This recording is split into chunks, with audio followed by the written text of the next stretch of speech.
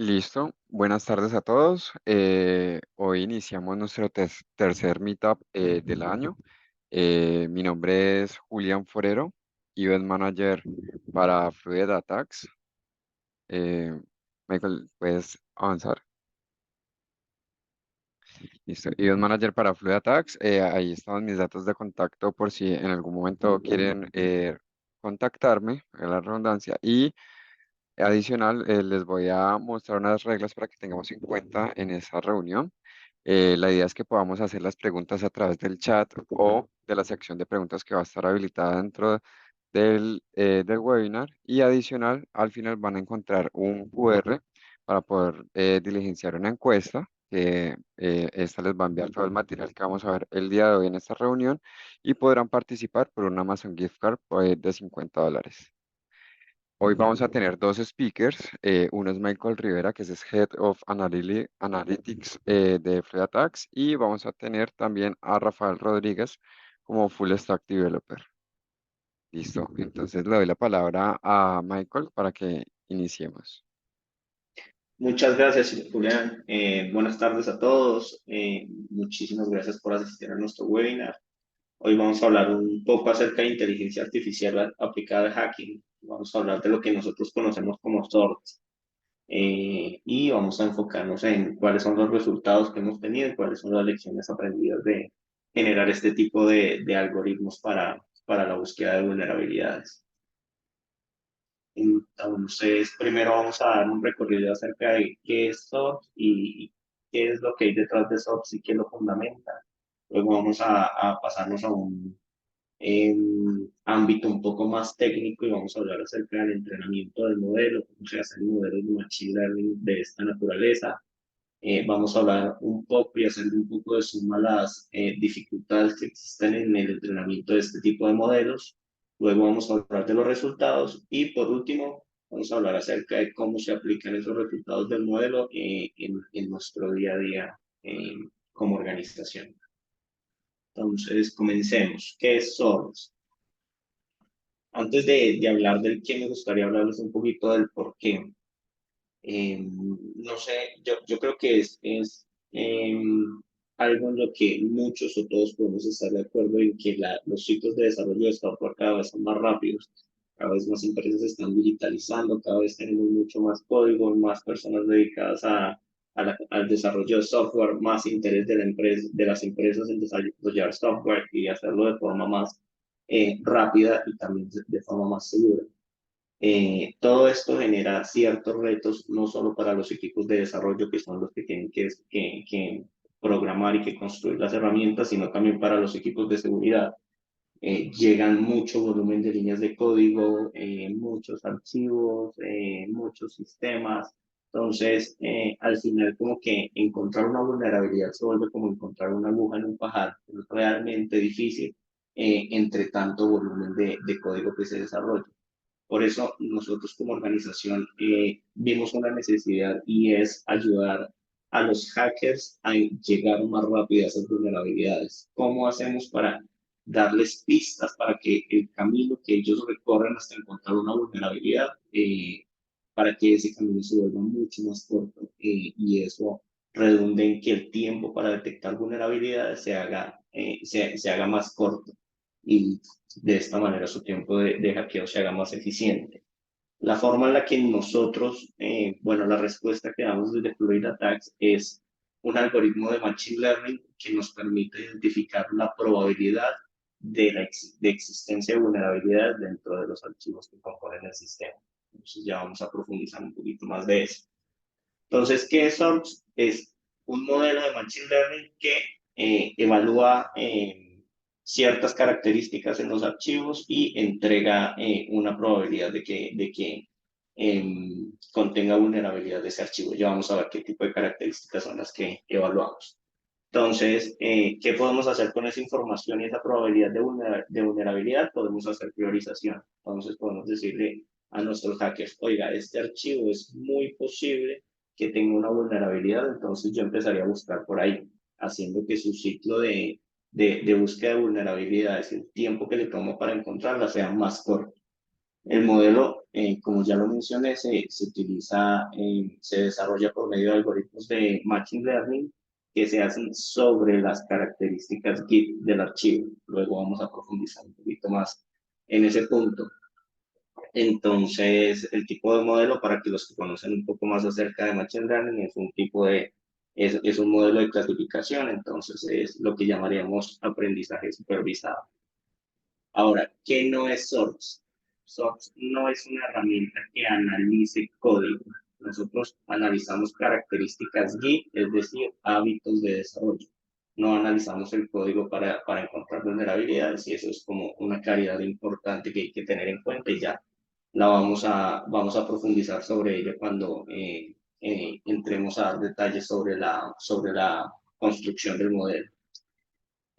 Tampoco tiene el poder de decirnos si las vulnerabilidades que existen en el archivo son muy críticas, poco críticas, si tienen CVSS de 1 o de 10. No tenemos el poder para hablar acerca de la criticidad de las vulnerabilidades, sino únicamente acerca de la probabilidad de existencia de una.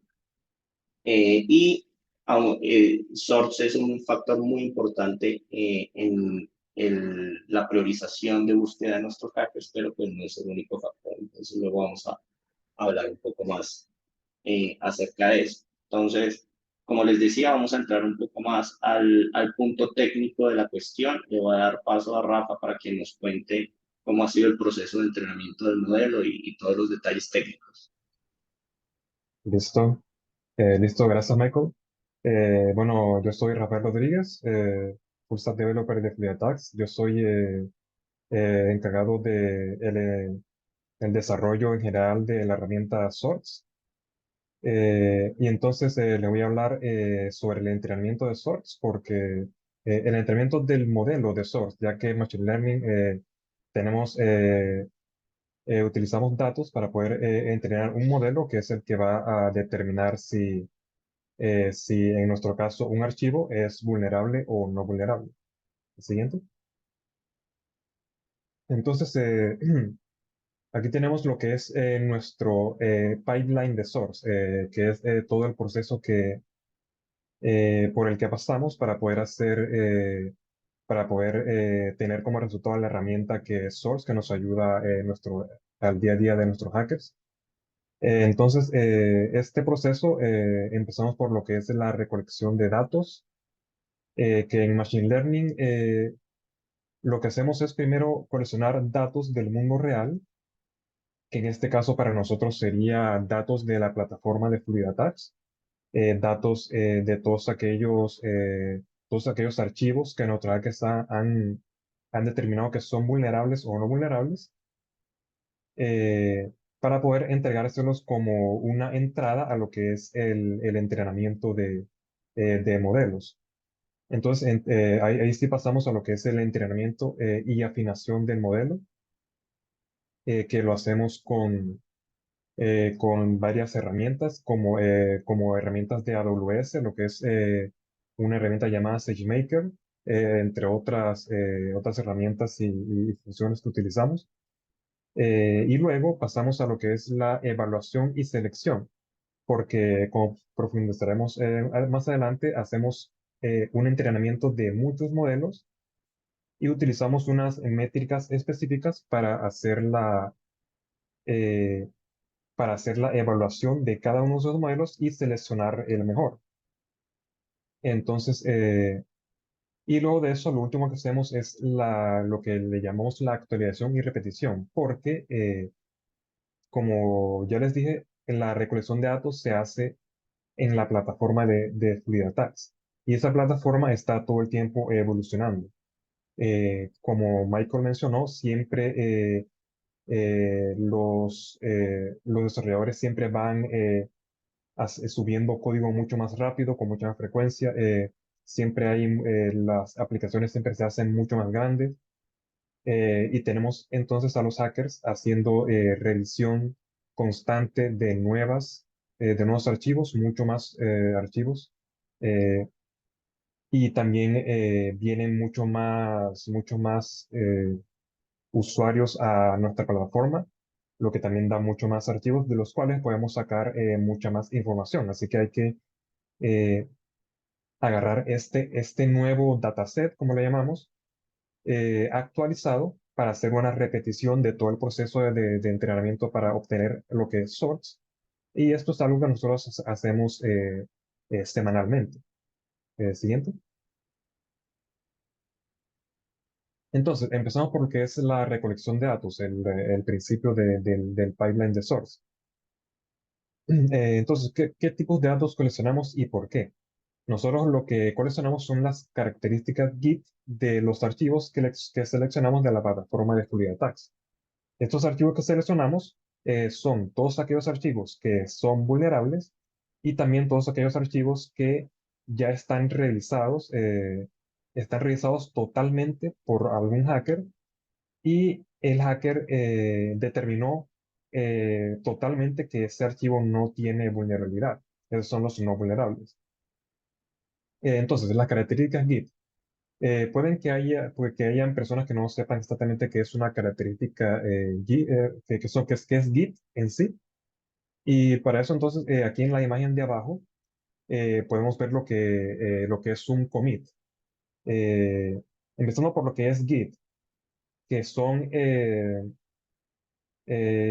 una versionación del código en lo que se basa una aplicación, ya que los desarrolladores necesitan subir código, subir unos cambios que le hacen al código a un repositorio, y cada vez que los desarrolladores suben el código a ese repositorio, lo que están haciendo es hacer un commit. Ese commit tiene una información que da información sobre qué es lo que hizo ese desarrollador para hacerle cambio al repositorio o al código fuente de la aplicación. Y aquí se puede ver toda la información que da un commit.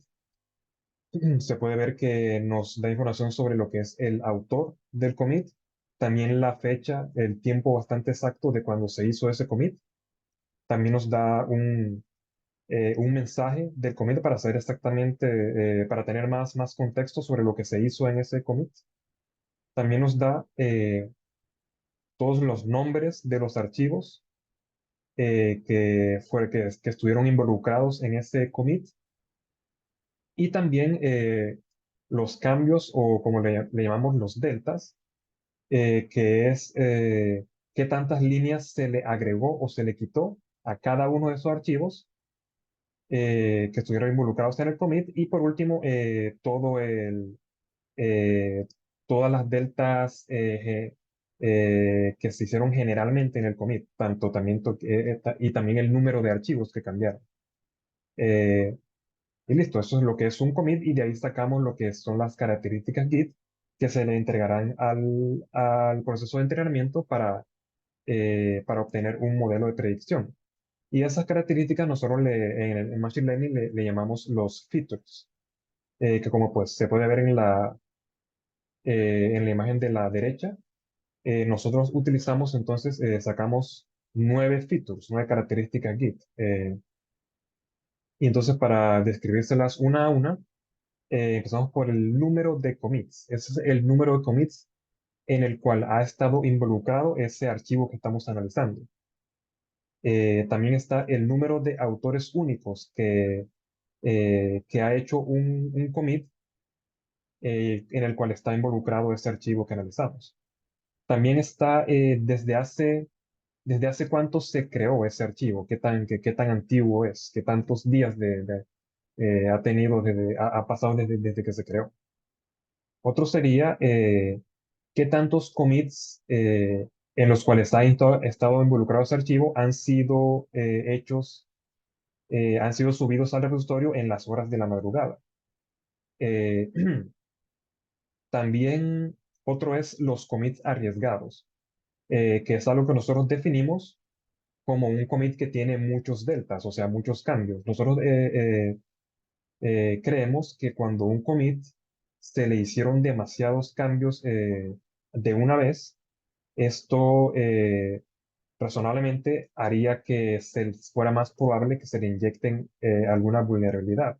Por lo cual es mejor que siempre se hagan cambios más pequeños, para que se cambie la aplicación poco a poco. Esos serían los comienzos agregados. Luego también está otro que es los construidores, las personas, ¿qué tantos contribuidores al repositorio son aquellos que no están muy familiarizados con ese repositorio, con ese código fuente de la aplicación? Para ver si hay muchas veces que alguna persona que no está muy familiarizada hace cambios en la aplicación y eso tal vez puede tener más posibilidad de inyectar una vulnerabilidad. También está otro que es el número de líneas del archivo que estamos analizando. También, si ese archivo que estamos analizando es uno que está muy concurrido. Si ese archivo específicamente ha tenido demasiados, o sea, que muchos autores, muchos desarrolladores se han involucrado con ese archivo y que lo cambian todo el tiempo. Y por último, también la frecuencia en la que hay commits en las que este archivo ha sido involucrado. Entonces, esos son los features, eh, todavía no, anterior. Esos son los features, esas son todas las características que utilizamos para poder entrenar el modelo. Y entonces, nosotros con estas características nos permite tener información sobre cada archivo sin enfocarnos en su lenguaje. Eh, ¿A qué nos referimos con esto? Que puede que sea un archivo que sea de Python, que sea de Java, que sea de C++, puede hasta que sea un simple archivo de texto, que es algo que también puede tener vulnerabilidades porque, por ejemplo, un desarrollador puede haber metido información sensible a ese archivo de texto. Entonces, lo que estamos haciendo es que haciendo un modelo que es agnóstico al lenguaje, que no importa qué tipo de archivo sea, lo podemos analizar y podemos determinar si tiene vulnerabilidades o no. También de esta manera no tenemos ninguna información personal en ese dataset, porque aquí podemos ver que tenemos, por ejemplo, el nombre del autor y tal vez el nombre de los archivos, pero esto no es algo que metamos a los datos porque simplemente tenemos el número de autores únicos. O si, o también si ese autor es uno que hace que contribuye mucho o no. Así que no necesitamos tener el nombre, sino que necesitamos saber si este nombre es único. Así que si una persona mira el dataset que tenemos para entrenar, simplemente va a ver puros números, no va a tener nada que identifique a alguien, así que no va a ser nada de información personal. Y entonces eso es algo como ya mencionó Michael, nos da información sobre los hábitos de los desarrolladores y también puede ser de la política de la empresa. Puede ser que la empresa le diga a los desarrolladores que hagan commits con poca frecuencia, que lo haga tal vez semanalmente para hacer cambios bastante grandes, o puede que les diga que hagan a lo que se llama microcambios, para que sea como que la unidad más pequeña de commits posible para que haya un progreso más constante. Así que podemos saber sobre la política de la empresa en este caso. Siguiente. Entonces, ¿cómo entrenamos el modelo? Ese modelo de predicción. Entonces, como ya les dije, hacemos una recolección de los datos y esos datos de entrenamiento los utilizamos en 4 modelos base. Lo que sería, cada uno de esos modelos base utiliza un algoritmo diferente para poder hacer eh, la correlación y para poder encontrar los patrones que hay en esas características Git. Eh, y también a cada uno de esos 4 modelos base le damos una combinación de features. Puede ser combinación de 1 a 9 features. Y con esto nos referimos a que eh, no son todos esos features, todas esas características, no son eso que le entregamos al modelo para que haga predicciones, sino que tal vez es posible que solamente con una o con 5 o tal vez sí con las 9, haya eh, resulte en un modelo que sea mejor. Entonces, en todas esas combinaciones, que puede ser de 1 a 9 features, hay alrededor de unas 512 combinaciones a las cuales se le da a cada uno de sus modelos base, por lo cual se entrena un total de 2048 modelos cada vez que se hace el proceso de entrenamiento, o sea, semanalmente. Y entonces, entre todos esos modelos que se entrena con diferentes modelos base y con diferentes combinaciones de features, se escoge el mejor basado en lo que es el F1 score, que es una de las métricas que utilizamos para evaluar el modelo, que más adelante veremos un poco qué es lo que es ese F1 score. Y al elegir este mejor modelo, entonces al mejor se le hacen afinaciones, ¿a qué me refiero con afinaciones? Que es a un modelo base o un algoritmo tiene unos parámetros, cada uno tiene parámetros diferentes. Y lo que se hace es que esos parámetros que tienen unos números que se van variando poco a poco, eh, y puede que haya un conjunto de variaciones que sea el mejor, y se hacen 200 variaciones de esos parámetros, en el cual podemos encontrar el que se ajusta mejor para que tenga un mejor F1 score. Y ese es el modelo final, el cual se utiliza para todo lo que utilizamos sorts. ¿Listo? Siguiente. Ok, entonces aquí viene aquí les voy a explicar sobre lo que son las dificultades en el entrenamiento que hemos tenido en todo el proceso de entrenar sorts. Hemos estado bastante en esto y hemos encontrado muchas dificultades, hemos aprendido bastante y entonces aquí vamos a ver bastante de lo que ha sido ese proceso. Siguiente. Entonces, se podría decir que la gran mayoría de todas estas dificultades se han originado de cómo es el dataset de nosotros. Y es que el dataset de Source es desbalanceado. ¿A qué nos referimos con esto? Es que cuando traemos todo este dataset, toda esa colección de datos de la plataforma de FluidAtax, eh, en el mundo real siempre hay muchos archivos, y la gran mayoría de esos archivos no va a ser vulnerables. Siempre van a ser muy pocos los que van a ser vulnerables. Así que eso resulta en que haya un desbalanceo porque va a haber muchos más archivos no vulnerables que vulnerables. Como se puede ver aquí en esta gráfica, esta es la proporción de vulnerables y no vulnerables que hubo en un momento en toda esa colección de datos que traímos de la plataforma de FreeAttacks y que están en el alcance de Source. Entonces, siguiente. Entonces, ¿qué causa que tengamos un dataset desbalanceado? ¿Qué causa que el dataset de Source tenga ese desbalance? Eh, Primero, causa que haya una preferencia hacia la mayoría, a lo que se le dice la clase mayoritaria. O sea, que el modelo, cuando ya esté entrenado y y vayamos a determinar en el mundo real si un archivo es vulnerable o no, el modelo va a favorecer la clasificación de la clase mayoritaria, o sea, a clasificarlos la mayor parte del tiempo como si fueran no vulnerables. Y eso va a causar muchos falsos negativos. ¿Qué es un falso negativo? Es cuando un archivo es vulnerable, pero el modelo lo clasifica como no vulnerable, lo cual es falso. Es falso clasificarlo como negativo. El negativo en este caso es que sea no vulnerable. Entonces, sí, entonces también lo que causa es una mala generalización. ¿Y qué es esto? En Machine Learning hay un concepto que es el overfit, que traduce a lo que es el sobreajuste. ¿Y a qué nos referimos con esto?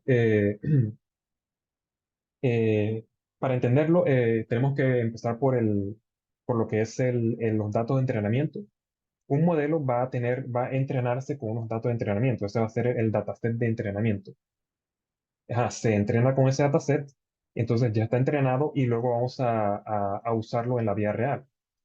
Y lo que pasa cuando un modelo que está sobreajustado al dataset de entrenamiento, cuando va hacia el mundo real, es que generaliza, no sabe generalizar, se apega mucho a lo que es el dataset de entrenamiento.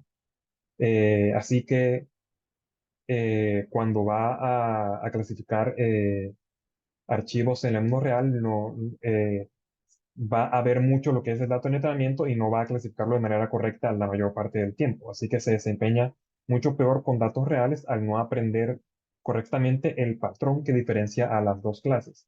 En este caso, que sea vulnerable o no vulnerable. También habrá una sensibilidad reducida. Sensibilidad es a lo que le llamamos en Machine Learning, es el recall, que es la tasa de verdaderos positivos. El verdadero positivo es lo que queremos obtener. Queremos que cuando haya un archivo que es vulnerable, queremos clasificarlo correctamente como tal, como vulnerable. Y eso es algo muy importante para nuestro caso de uso. Y esa sensibilidad se verá muy reducida en un dataset desbalanceado.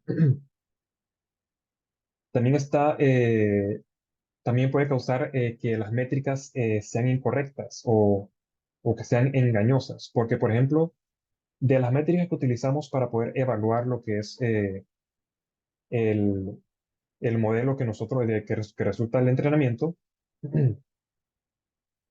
eh, hay una métrica que se llama el accuracy o exactitud. Y digamos que tenemos un dataset que tiene 90% de archivos que son no vulnerables y el 10% sí es vulnerable. Y digamos que el modelo va a clasificar a todo ese conjunto de archivos, va a clasificarlos como no vulnerables, incluido a los que son vulnerables. Todo lo clasifica como no vulnerables. Entonces, esa métrica de exactitud va a resultar en un 90%, porque clasificó correctamente al 90% de todo ese dataset, porque ciertamente el 90% del dataset era no vulnerable, pero a todos los vulnerables lo clasificó mal. Y a pesar de que el 90% es un número alto, se podría decir que es bueno, pero como el dataset es desbalanceado, nos va a engañar de esa manera porque no clasificó a la clase minoritaria correctamente. Entonces puede ser, puede causar eso, una métrica incorrecta. Siguiente. Entonces, ¿cómo manejamos esto? ¿Cómo manejamos tener un dataset desbalanceado? Pues lo que tenemos que hacer es balancearlo. Y para eso tenemos varios métodos, entre los cuales está el oversampling y el undersampling, o sobremuestreo y submuestreo. Que estos dos métodos son los métodos que hemos utilizado en Fury Attacks para el desarrollo del modelo de Source. Los hemos utilizado los dos. Entonces, para saber lo que es cada uno, el sobremuestreo, como lo ven en la imagen de la izquierda, ¿cómo podemos balancear el dataset haciendo sobremuestreo? Agarramos la clase minoritaria y hacemos una repetición de esa clase. Duplicamos los datos lo suficiente para que a la clase mayoritaria, el número de los datos de la clase minoritaria alcance al número de datos en la clase mayoritaria y así se balanceen. Ese es el sobremuestreo. Y también está el submuestreo, en el cual, como se ve en la imagen de la derecha, agarramos la clase mayoritaria y eliminamos datos de esa clase que tiene la mayor proporción de datos. Eliminamos lo suficiente hasta que quede la misma cantidad de datos mayoritarios que la clase minoritaria. Y así están balanceados. Entonces, siguiente. Entonces, nosotros hemos utilizado estos dos métodos. ¿Y cuáles hemos visto que son los pros y cons de estos dos métodos?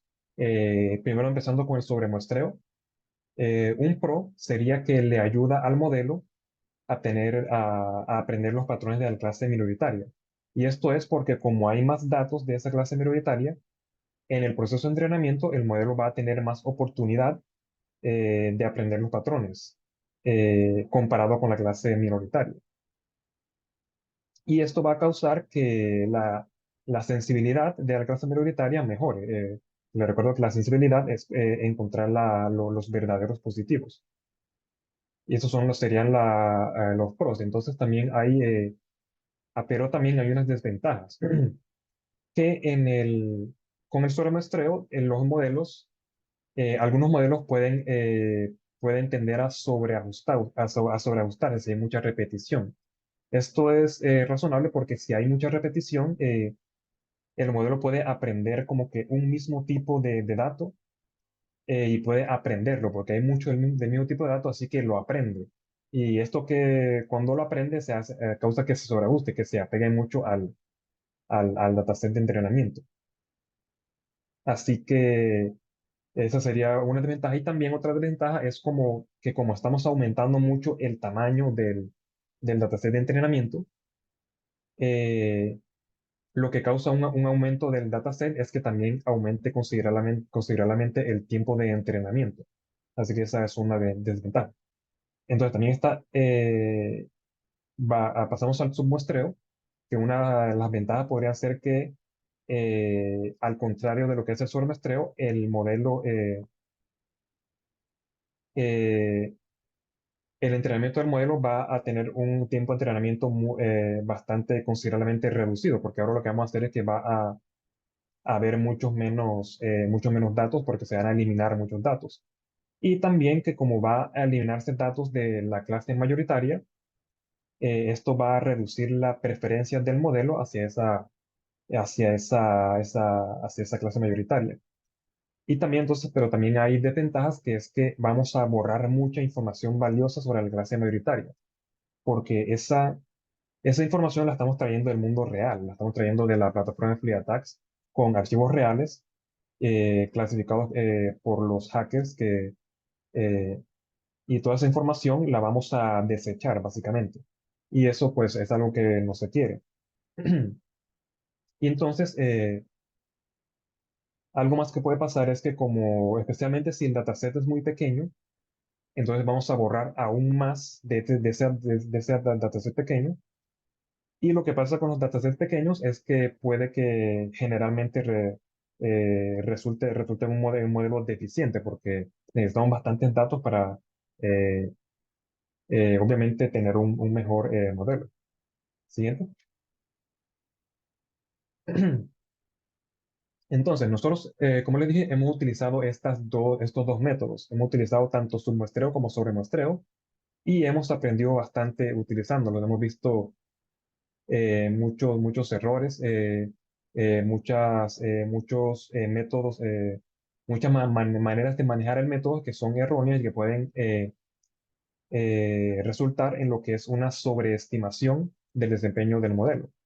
Entonces, empezando por unos errores en los que podemos caer al utilizar el submuestreo, aquí como podemos ver en la imagen de la izquierda, esta es una manera incorrecta de implementar el submuestreo. Y es que agarremos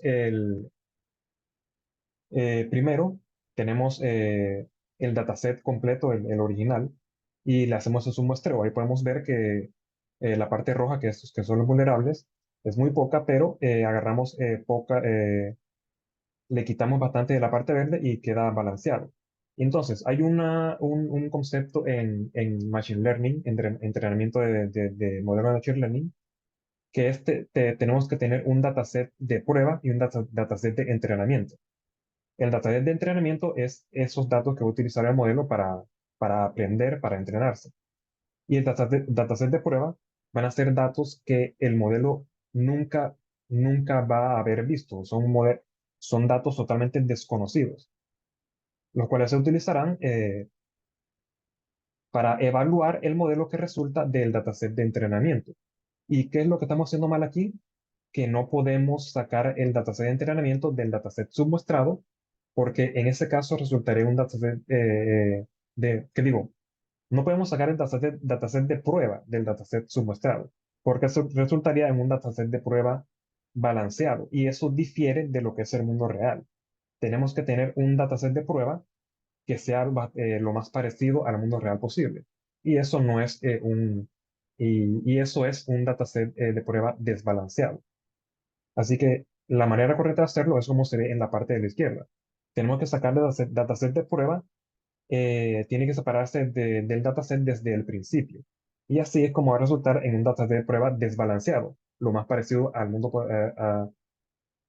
real en lo posible.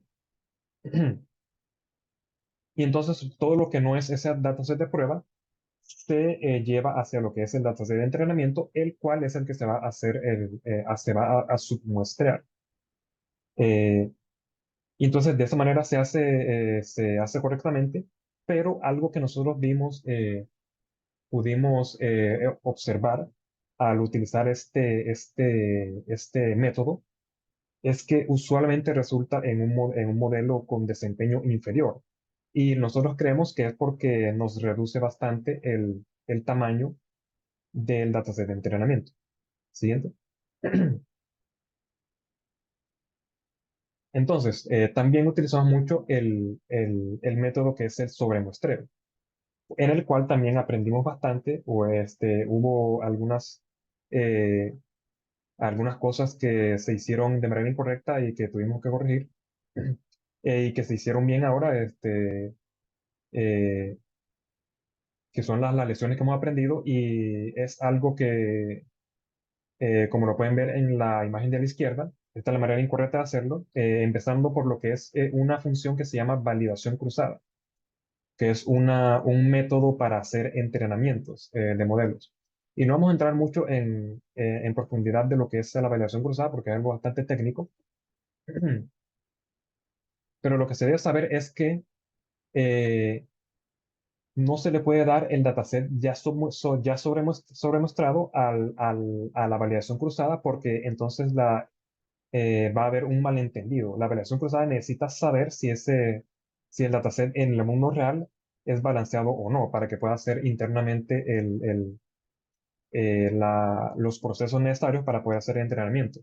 Así que ese dataset que tiene la validación cruzada no es el correcto, que tiene que tener esa validación para poder hacer el entrenamiento correctamente. Lo que se debe hacer es como lo que está en la imagen de la derecha, que es darle el dataset eh, sin procesar, sin balancear, así como lo más cercano al mundo real posible. Y este es la variación cruzada. Internamente va a ser el sobremuestreo, y ya va a tener el conocimiento de que lo que está haciendo es hacer un sobremuestreo del dataset, y por lo tanto va a hacer el proceso correctamente. Y entonces, ¿qué causaba que la evaluación cruzada se estuviera haciendo de manera incorrecta? También hacía una sobreestimación del desempeño del modelo. Así que sí, puede causar ese error. Y al final, ¿qué es lo que nosotros concluimos de utilizar este método que es el sobremuestreo? Que es mucho mejor porque estamos utilizando toda la información disponible del mundo real, que es toda la información sobre los datos, sobre los archivos no vulnerables. También les mencioné que puede tender a sobreajustarse el modelo porque hay muchos datos repetidos de los datos de archivos vulnerables, pero entonces eh, hay que saber procesar, hay que saber conllevarse con esos datos repetidos, con unos métodos también adentro de su muestreo, para poder evitar ese sobreajuste. Y de esta manera sabemos que con este sobremuestreo se obtiene un modelo que es bastante superior. ¿Listo? Siguiente. Listo. Entonces ya aquí les pasa a Michael a hablarles sobre los resultados. Muchas gracias, Rafa. Entonces, sí, les voy a hablar un poco acerca de los resultados del modelo y qué es lo que obtuvimos después de todo este proceso de entrenamiento del modelo y de entrenar todos estos miles de modelos cada semana. Entonces, tenemos ciertas métricas de evaluación del modelo. Te puedo hablar de tres principales que son las que más utilizamos, que son el Precision, el Recall y el F1 Score. Entonces, voy a definirles de forma muy sencilla qué es cada uno de ellos. Empezamos por el Precision. Entonces, yo lo definiría de forma muy sencilla, yo lo definiría como mi capacidad de decir la verdad. Entonces, de los archivos que dije que eran vulnerables, ¿qué porcentaje eran realmente vulnerables? Entonces, lo que estoy midiendo ahí, como lo decía, es mi capacidad de decir la verdad. Ahora, el recall lo definiría como de todos los archivos que realmente eran vulnerables, ¿cuántos fui capaces de detectar? Entonces, por un lado estaba midiendo mi capacidad de decir, para decir la verdad, y por el otro lado estoy midiendo mi capacidad para detectar. Entonces, esas son como las dos principales métricas y el F1 score sería un promedio armónico entre estas dos métricas anteriores. Entonces, lo que hemos visto en nuestro proceso de entrenamiento es que hemos tenido un 75 puntos de precisión en una escala de 0 a 100. Hemos tenido un recall de 76 puntos en una escala igual de 0 a 100 y un F1 score de 70 puntos igual en la misma escala de 0 a 100. Entonces, si esto es satisfactorio o bueno o malo, es difícil de evaluar. La literatura dice que para algunos usos de Machine Learning el 70% es muy, muy aceptable.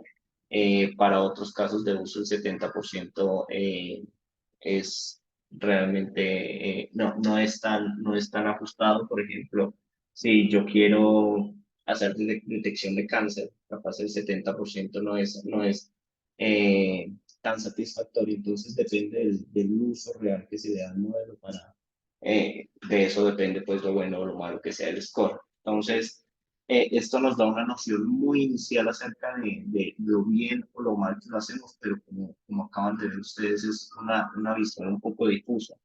Entonces, algo de lo que hemos estado haciendo últimamente es buscar métodos alternativos para medir qué tan bien o qué tan mal lo estamos haciendo. Entonces, vinimos con otro mecanismo de evaluación alternativo.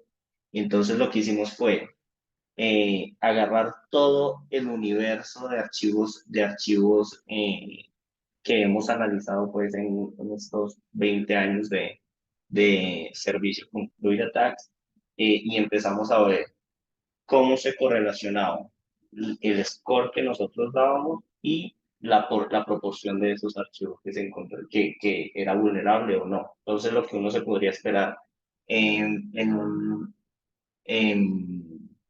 ejercicio como ese es que un modelo perfecto lo que trazaría sería una línea diagonal perfecta entre la calificación que nosotros les damos y el porcentaje de archivos vulnerables. Es decir, si nosotros esperamos que, si nosotros le dimos una calificación entre 0 y 20% de probabilidad de contener vulnerabilidades, esperaríamos que entre el 0 y el 20% de los archivos se encontraran en esa categoría. Igual y de la misma manera, si tenemos un score de probabilidad de vulnerabilidad entre el 20 y el 40%, cuando vemos los archivos reales que están en esa categoría, esperaríamos que entre el 20 y el 40% de esos archivos se encontrarán en, entre el 20 y el 40% de esos archivos tuvieran vulnerabilidad realmente. Entonces, eso es lo que formaría en la situación ideal, es una línea diagonal acá perfecta. Ahora bien, si bien no estamos en esa línea diagonal perfecta, estamos relativamente muy cerca de ellos, de ella. Por ejemplo, en el segmento de 80 y 100% estamos en el 72%, entonces estamos a 8 puntos porcentuales de entrar al rango admitible, pues, que sería el perfecto o el ideal. De la misma manera, en el rango entre el 60 y el 80% estamos sobre el 57%, entonces estamos a 3 puntos de alcanzar el rango ideal. entre el 40 y el 60 estamos en el 38,74, entonces estamos a menos de 2 puntos porcentuales. Y entre el 20 y el 40 estamos con el 15% de archivos vulnerables, lo cual nos deja como a 6 puntos porcentuales, perdón, a 4 puntos porcentuales del objetivo. Entonces, esto es una medida un poco más certera de cómo se ve esto en la ejecución de la vida real, de cómo nos estamos acercando al objetivo pues, de detectar vulnerabilidades y hacer el camino de los hackers más cortos en el objetivo de encontrar todas las vulnerabilidades de la forma más rápida. Y por último, quería hablarles un poco acerca del factor de prioridad. Entonces, nosotros ya tenemos un modelo evaluado, entrenado, evaluado, tenemos métricas para darnos una noción de si el modelo lo está haciendo bien, si lo está haciendo mal, pero cómo se ve esto, cómo se ve esto plasmado en la vida real y en la ejecución de un equipo de hacking como el que tiene Fluid Attacks. Esto se materializa en el factor de prioridad. Entonces, recordemos que el objetivo era ayudar a los hackers a encontrar vulnerabilidades de forma más rápida. Entonces, queríamos ponerle pistas en el camino para que ellos fueran capaces de encontrar las vulnerabilidades de forma más fácil, de forma guiada, utilizando un algoritmo de esta naturaleza. Entonces, ¿qué hacemos? Nosotros tenemos un resultado del entrenamiento que es la probabilidad de que el archivo sea vulnerable, pero eso no es suficiente para hacer la priorización de un analista. Entonces lo que hacemos es utilizar otro factor adicional que es el tiempo que lleva el archivo sin ser analizado. Entonces la combinación de estos dos factores es lo que nos da la priorización para el equipo de hacking. Entonces utilizamos esta fórmula de ajuste de acá que le damos dos veces el peso, el doble de peso a la probabilidad de vulnerabilidad. Le damos, pues, comparativamente la mitad del peso a la cantidad de tiempo que lleva el archivo sin revisar y hacemos un ajuste para que nos quede en rango de 0 a 100. Entonces, con esta fórmula y con los resultados anteriormente vistos, podemos decirle a los hackers, oiga, este archivo es más prioritario que este otro porque este otro, en su combinación de probabilidad de contener vulnerabilidades y días que lleva sin ser analizado, nos da que muy probablemente iba a encontrar una vulnerabilidad de manera más fácil que si buscan otros en otro tipo de archivos que está priorizado de menor manera. Entonces, así facilitamos nosotros el trabajo del día a día. Le damos guías para que pueda encontrar vulnerabilidades de manera más fácil. Le decimos, busque por acá, que pueda ordenar eh, su target of evaluation de mayor a menor prioridad y poder hacer el análisis de manera más organizada y encontrar vulnerabilidades de forma mucho más fácil y más rápida. Entonces, ¿qué es este factor de prioridad? Como les decía, es un factor que se afecta de forma directamente proporcional a la probabilidad de que el archivo sea vulnerable. Entonces, es directamente dependiente del resultado del modelo que entrenamos y que hemos mencionado en este webinar. También es directamente proporcional al número de días que lleva sin revisar el archivo. Entonces, asumimos que archivos que llevan más días sin revisar también contienen un factor de prioridad que debería ser sopesado a la hora de tenerlo en cuenta para el hackeo. Y como les mostraba la fórmula, la probabilidad de la vulnerabilidad tiene el doble de peso que el número de días sin revisar en nuestro factor de ajuste. Y esto es un detalle de que hacemos cuando los archivos cambian de forma muy constante y cómo lo manejamos. No quiero detenerme ahí en estos detalles. Lo que sí quería contarles es cuáles son nuestros planes para mejorar la evaluación de software. Entonces, justo como les mencionaba hace un momento, el F1 Score nos da una noción de que también lo estamos haciendo. El ideal sería que llegara al 100%, pero es difícil hacer un benchmarking de si el 70% es bueno o no es bueno. Entonces, en esta tarea de encontrar alternativas y métodos diferentes para evaluar la calidad del modelo, decidimos hacer otro tipo, darle otro enfoque diferente más allá de la accuracy del modelo, de que también lo hace el modelo, sino que queremos evaluar ahora si somos capaces de cumplir la promesa de valor que tenemos con él. Y estamos siendo capaces de lograr que los hackers encuentren vulnerabilidades de forma más rápida utilizando este algoritmo de inteligencia artificial, o no lo estamos logrando. Y eso, como tenemos pensado hacerlo, que son nuestros próximos pasos, por medio de un experimento controlado. Entonces, ¿qué es lo que vamos a hacer? Vamos a tomar un grupo de hackers que van a utilizar la herramienta, lo vamos a comparar con otro grupo homogéneo de hackers que no va a utilizar la herramienta, y vamos a obtener un target of evaluation también homogéneo que van a utilizar los dos, y los dos van a competir, por así decirlo, dentro de ese sistema, para ver qué grupo es el que es más capaz de encontrar vulnerabilidades de forma más rápida. Entonces, eso que nos va a permitir definir, nos va a permitir hacer varias cosas. Primero, responder a la inquietud de cómo generamos confianza en los resultados del modelo. Entonces, cómo convertimos ese 70% de un score que veíamos y esa línea casi diagonal que veíamos también en la otra gráfica, cómo convertimos eso en un indicador que sea muy fácil de entender y muy fácil de digerir por todo eh, tanto por el equipo como por la gerencia como por los clientes, para que todos estemos en la misma página. Entonces, ese resultado nos va a decir, los hackers que utilizan SOX son capaces de encontrar vulnerabilidades de forma mucho más rápida que las que no lo utilizan. Eso es un resultado eh, que está soportado, pues, por la metodología del experimento controlado, y que nos va a permitir alinearnos a todos de manera más fácil. Nos va a permitir ver que el modelo, o si el modelo funciona tan bien como lo sugieren los datos de entrenamiento que les acabamos de mostrar.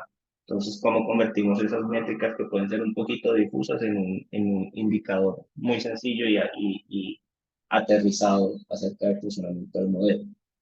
Y tercero, y es algo que no hacen las mediciones que teníamos hasta el momento, es determinar si estamos cumpliendo la promesa de valor que tenemos con nosotros.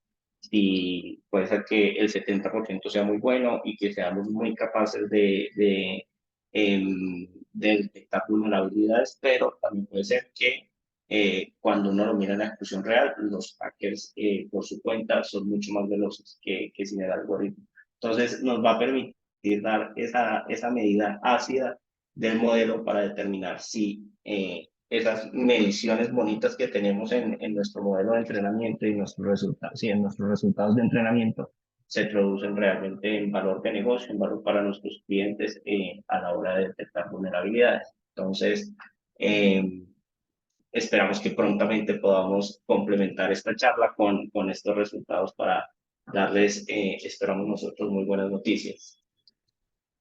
Muchísimas gracias. Eso era todo lo que traíamos por hoy, y pasamos, si quieren, a la sección de preguntas. Listo. Michael, si quieres, pasa un momentico a la siguiente diapositiva. Recuerden a todos escanear el código QR para diligenciar la encuesta y que les pueda llegar el material que hemos visto en la sesión de hoy, y puedan participar para el Amazon Gift Card de $50. ¿Listo? Entonces vamos a revisar las preguntas. En este caso, por el momento solo tenemos dos.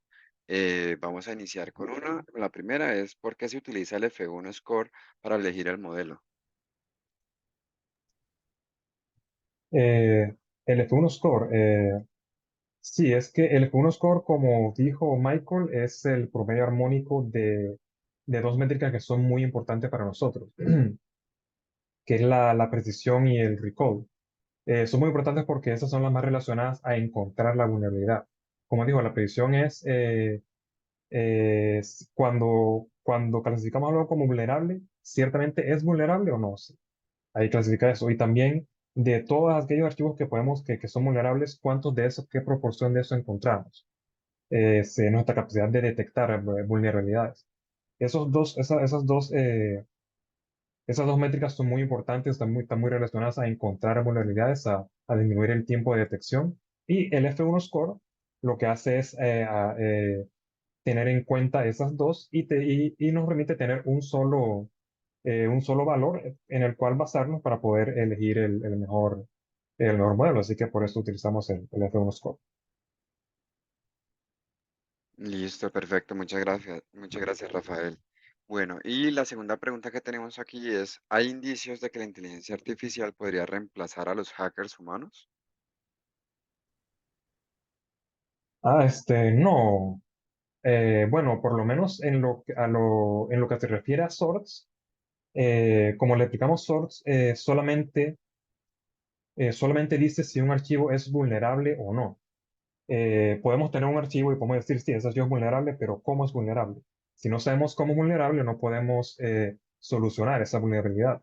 Solamente son los hackers los que pueden entrar, analizar el archivo, verlo línea por línea, también ir hacia la aplicación en la cual se basa ese archivo, ver cómo se relacionan, ver todo el contexto y así reportar exactamente qué tipo de vulnerabilidades para que así los desarrolladores puedan solucionar esa vulnerabilidad. Así que Sorts por sí solo básicamente no puede hacer nada. Por mucho que sepamos la vulnerabilidad, sin solucionarla no estamos haciendo nada. Así que, por lo menos en lo que se refiere a Sorts, no se puede reemplazar al hacker humano en lo más mínimo. Listo, perfecto. Bueno, aquí tenemos otra pregunta. Dice, ¿la herramienta es solo en la nube o se puede instalar on-premise? Y de ser solo en la nube, ¿tiene una capa gratuita? Va. Por el momento, Source hace parte íntegra de nuestro plan de Squad. Eh, entonces, por el momento no tenemos una versión on-premise ni una versión en la nube gratuita.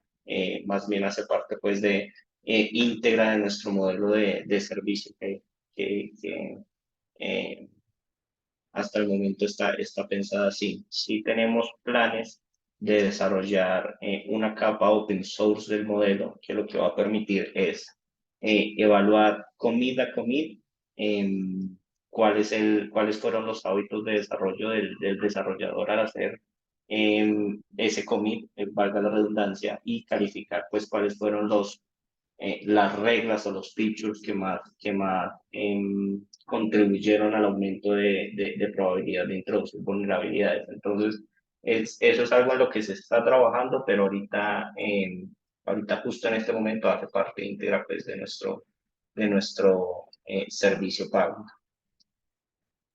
Listo, perfecto. Por acá tenemos otra pregunta que hace referencia a qué costo tiene el SaaS de Source, pero como digamos lo dijo Michael anteriormente, pues hace parte, digamos, de nuestro plan Advance, entonces pues lo pueden encontrar dentro de nuestra página web. ¿Listo? Ah, una disculpa, sí, confundí el nombre, era Plan Advance. Listo, dale, no te preocupes. Bueno, entonces eso es todo por hoy. Recuerden escanear el QR para que se puedan registrar y participar. Y adicionalmente, pues nosotros hacemos este meetup el tercer miércoles de cada mes. Ya prontamente les vamos a estar comunicando sobre qué va a tratar nuestro siguiente meetup. Muchas gracias a todos. Muchas gracias a Michael y a Rafael por el espacio. Mil gracias, Julián, y gracias a Listo. todos. Hasta Igualmente, luego. Bueno, que hasta estén muy luego. bien. Hasta luego.